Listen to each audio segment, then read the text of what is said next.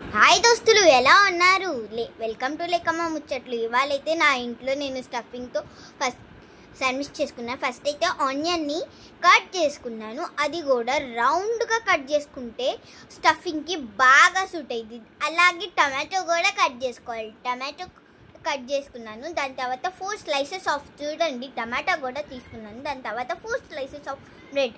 ఇప్పుడు ప్యాన్ని హీట్ చేశాను. హీట్ చేసిన తర్వాత అది హీట్ అయినాక గీ వేసాను. గీ వేసిన తర్వాత దాన్ని స్ప్రెడ్ చేశాను.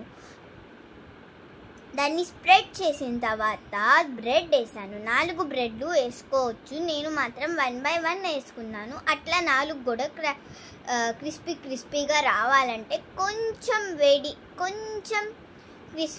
క్రిస్పీగా రావాలి. క్రిస్పీగా కావాల్సిన వాళ్ళు కొంచెం సేపు వెయిట్ చేయాలి. నార్మల్గా తినాళ్ళు వేడి చేసుకోవసరంలా.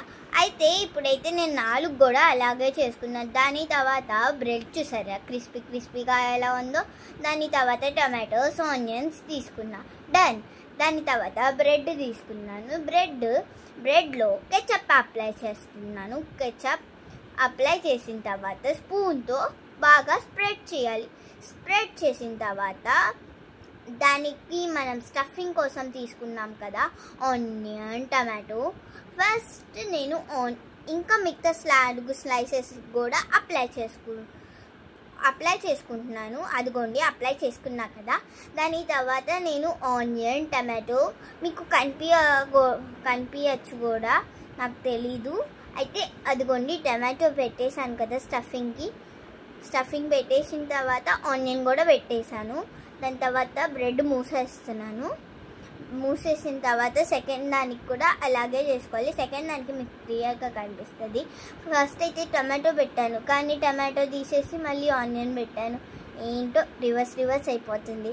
దాని తర్వాత 2 ఆనియన్లు పెట్టేసి టమాటోలు కూడా పెట్టేశానండి. దాని తర్వాత దానిపైన కొంచెం సాస్ యాడ్ చేసుకోండి. ఇంకా మన యమ్మీ శాండ్విచ్ రెడీ అయిపోతుంది. దానిపైన స్టఫ్ చేసేయండి. అంతేనండి, మన యమ్మీ శాండ్విచ్ రెడీ అయిపోయింది. తింటే సూపర్. లైక్ చేసుకోండి, సబ్స్క్రైబ్ చేసుకోండి. యమ్మీ.